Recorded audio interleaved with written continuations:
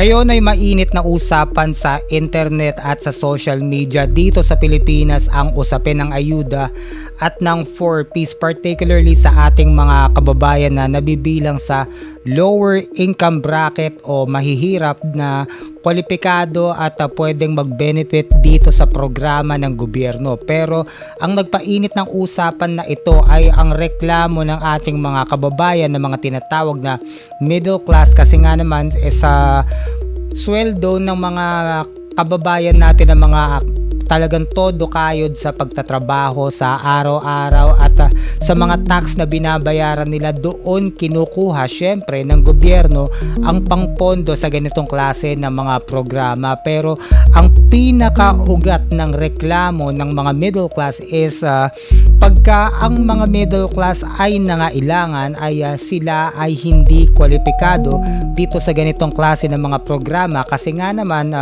hindi sila mayaman pero hindi rin sila ganun ka-broke para matawag na mahirap. At pag tinanong kung kwalipikado ba sila, ang sasabihin ay sa kwalipikado ba ako? Hindi, kasi hindi ka nabibilang sa bracket na to, hindi ka mahirap. Pero nangangailangan ba sila? Oo. Pero mayaman ba sila? Hindi rin. So valid ba ang galit ng mga middle class sa mga mahihirap, o pinupukol natin ang maling kalaban? At matapobre ba ang mga middle class, o talagang nagbe-vent out lang sila ng kanilang mga concerns? So pag-usapan natin to. Hirap maging middle class. Sakto lang yung lifestyle mo, lagi kang nakabudget, kasi madalas dala-dalawa yung trabaho at may side business pa. Kumikita ka just enough para ma-disqualify ka sa karamihan ng government aid. So yun na nga yung ugat ng reklamo and pagkadismaya ng mga middle class, and to some extent umuuwi ito sa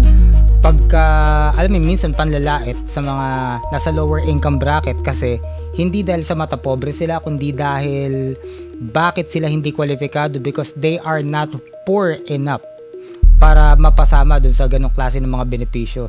Price ka magbayad sa tuition, healthcare, gamot, utilities. Yung Maraming bayarin. taxes mo ginagamit pang fund ng social programs na hindi ka naman pwede mag-benefit. Programs Yun mismo. sa nagbibigay ng pera sa mga low income, PhilHealth subsidies na targeted sa indigent patients. Nagbabayad ka para sa mga benefits na yan, pero hindi ka qualified mag-benefit. Tapos kung may small business ka, you pay an additional tax, tapos yung mga permits pa. Hindi mo rin naman nire-resent yung mahihirap kasi you understand the need. Pero by the time na ikaw na yung may kailangan, nawalan ka ng trabaho, nagkaroon ka ng health crisis, anong tulong ang naghihintay sa'yo? Wala. Wala. Kumbaga, oo, ang mga middle class may trabaho and kumikita in comparison dun sa mga lower income bracket natin ng mga kababayan, given na yon. Kumbaga, and that's the very reason kaya sila kwalipikado. Pero ang mga middle class, they are not rich enough para tustusan ang kanilang sarili kung sakaling sila ay mga ilangan. Halimbawa na lang is pag ang isang middle class is nagkaroon ng sakit at medyo napuruhan ka at maresetahan ka na medyo mahal-mahal na gamot at maraming dosage at mahal bawat isa, then mamumulubi na rin yun. At hindi lang yung isang taong yun ang mamumulubi, kundi buong pamilya rin nila. Ngayon, paano na pag nangyari yun? May tulong ba na maaasahan ng middle class? Wala. Sa totoo lang, hindi mahirap ang pinakakawawa sa oil crisis. Hindi rin mayaman, kundi ikaw, yung middle class. Ito yung hindi sinasabi sa balita. Pag tumaas yung oil price, lahat tumataas. Pamasahe, pagkain, kuryente. Yung mga mahihirap, may ayuda. May support kahit papano. Yung mayayaman, kayang i-absorb. Mga mayayaman, wala sila doon. Kahit magtaas ng presyo ng bilihin, meron ka bang nabalita ang mayaman na No. Meron siguro, pero kaya nila. Hindi ramdam, maraming pera eh. Pero ikaw yung walang ayuda, ikaw yung walang buffer, at sa bawat taas ng presyo, diretso sa bulsa mo yung tama. Kasi ikaw yung nagbabayad ng tax. Ikaw yung natataksan ng malaki. Ikaw yung nag-work harder, pero parang paatras yung buhay. Pero ito ang hindi pwedeng gawin. Magpaka-victim minded. Meron 3 bagay na kontrolado mo ngayon. Number 1, cash flow awareness. Alamin mo saan napupunta yung pera mo, lalo na sa gas, sa food, at sa subscription. Number 2, hindi rin makakatulong yung magtipid lang. dapat pataasin mo yung income mo. Hindi sapat yung magbabawas ka. Kailangan mo magdagdag ng sideline, side hustle, online work. Ang point is ginagawa na rin yan ng ibang middle class at meron mga middle class din naman na sadyang wala ng oras para gawin yan. And although may point siya doon sa may subscription, pero merong ibang mga tao na wala na sila nun lahat. Wala sila ng mga subscription na yun, pero talagang hindi pa rin. Mag-content kahit maliit, at least nakakatulong. Number 3, position yourself sa crisis na to. Kasi kung tataas yung fuel, ano bang negosyo yung lalakas? Delivery, remote work, digital services, dapat doon ka na pumwesto. Alam mo, Pwede yun, pero hindi yun applicable sa lahat. Pero kumbaga setting aside that is pwede yung mga sinabi niya, pero hindi yun nag-a-apply sa lahat. Pero ang pinaka point dito is pwede ka man gumawa ng paraan para sa sarili mo, pero dapat sa gobyerno mismo nang gagaling yung solusyon, na dapat universal at kasali ang lahat, walang class na pinag-uusapan para sa lahat. Pero bago yan, i-establish muna natin kung ano yung 4Ps. Yung 4Ps ay globally tinatawag din na conditional cash transfer. So globally, ibig sabihin, hindi naman ito na imbento lang dito sa Pilipinas, dahil ginagawa na rin talaga ito sa ibang bansa para sa mga programa ng pamahalaan for poverty alleviation. So para medyo pababain lang yung impact ng kahirapan or financial difficulties ng mga tao. And as the word suggests, conditional cash transfer, merong condition na meron mga certain na mga tao na qualified at merong hindi qualified, in which yun nga din yung ugat ng problema ng reklamo ng mga middle class, kasi under certain conditions hindi kwalipikado yung mga middle class kasi they are not poor enough to even qualify for the program. And dahil nga may condition, then merong requirements para mapatunayan na qualified ka nga doon sa ganong klase ng mga programa. At tungkol naman dun talaga sa pinaka-root ng issue, in which yung reklamo ng mga middle class, kasi nga naman middle class sila yung may mga trabaho, sila yung mga kayod ng kayod, pero kahit may trabaho sila, meron din sila mga bayarin, meron sila mga tuition, meron mga bills at kung ano-ano pa. And pwede nating sabihin na magbawas sila ng mga gastos, pero karapatan din naman ng mga tao na mag-maintain ng certain level ng mga pamumuhay. And syempre dapat may programa yung gobyerno para dito, and hindi dapat tao ang sumasalo ng ganong klase ng mga burdens na nagbabayad sila, pero para sa ganito mga klase ng mga programa ay mapondohan ng gobyerno para sa mga mamamayan. Pero yung mga tao na merong ganong klase ng contribution ay sila mismo yung hindi nagka-qualify sa ganong klase ng mga programa, kasi nga nasa sandwich sila doon sa dalawang social class, yung poorest of the poor, in which they are not poor enough para maisali sa ganung bracket, pero hindi rin naman sila rich enough para maituring na mayaman.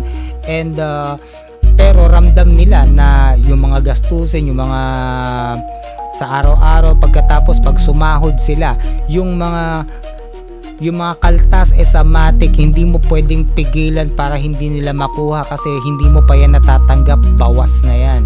Pero yung next level po dyan, yun ho talaga yung talagang umaaray, no? Yung isang pwedeng tulong po sa kanila, yung pagtanggal ng buwis. This crisis is affecting so many of our countrymen. We also need something sweeping. Kasi ito pong kumikita ng 15,200 pesos, sabihin mo na hanggang 50,000 o ano ba si middle income, hanggang 63,000, wala Middle pa lang pala yun? 60,000? naman pong programa talaga para sa kanila. So kung kumikita ka ng mga 28k pataas, medyo yun na pala ngayon yung bagong sakto lang. Yusek Sulit, wala namang programa para dyan, di ba? This encompasses near poor to your lower middle income to your maybe part of the middle income. Sila rin po talagang nangangailangan rin ng tulong. So ayun na nga, kumbaga, at may natutunan ako na iniisip ko dati yung mga lower 20k is parang yun yung sakto lang, pero sa panahon ngayon, and oo nga naman na parang nandun ka na sa near poor, pero dahil near poor, hindi ka pa rin poor enough para pumasok dun sa bracket na magka-qualify dun sa ganung mga programa. So yes, mas maganda nga yun na kung babawasan na lang yung excise tax, kasi nga naman pag binawasan mo yung excise tax, lalong lalo na, o kaya yung mga pwedeng buwis sa langis ay bawasan muna. So pag binawasan mo yun, universal, parang magiging para sa lahat yun, hindi tataas ang kuryente, ang bilihin, dahil nga ano bang ginagamit pang transpo ng mga produkto, langis. At pag binawasan yung buwis nun ay kumbaga hindi mo kahit siguro wag ka nang mamigay ng ayuda, kasi hindi mararamdaman ng mga tao, kasi gobyerno ang sumasagot ng mga dapat gawin at hindi yung taong bayan ng kailangan mag-adjust. Kaya mas maganda yun kaysa sa ayuda.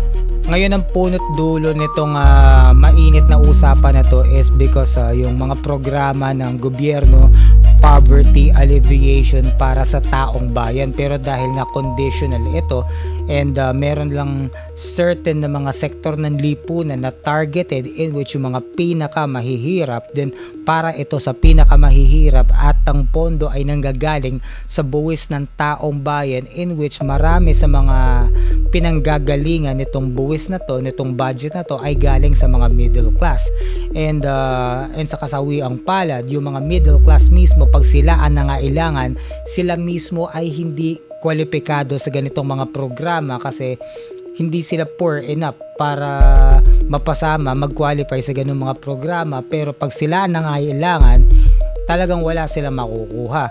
Ngayon, kagaya nga nung binanggit ni Bam Aquino na bawasan ng excise tax o kung ano-ano pang mga tax para bumaba yung presyo ng bilihin, so that mas maganda pa yon, kasi nga pagka binawasan mo yung tax, then magre-reflect yun sa presyo ng bilihin, mas maa-afford ng tao yung mga bilihin, kahit hindi mo nabigyan ng ayuda, magiging affordable enough para sa lahat. Kumbaga makikinabang lahat, middle class, poorest of the poor, near poor, mas lalo na yung mga mayayaman, lahat maa-afford, lahat buong taong bayan, lahat na nakatira sa Pilipinas makikinabang doon, kesa yung kukunin mo sa tax at ilan lang yung mga mabibigyan. Pero kumbaga yun ang pinaka-root ng problema, pero ibang mga tao ang natatarget na mga tao bilang kalaban na hindi naman talaga dapat kalaban, in which tinatarget na mahihirap, nakakaano ng mga panlalait, and so tigil-tigilan natin yung mga pantatarget na yan, kasi kumbaga dapat nagkakampihan tayo sa usapang ito. And so kung nagustuhan nyo tong video na to, maaaring paki-like, share, subscribe, and hit the notification bell. And once again, Juice Pancho, I'm out. You.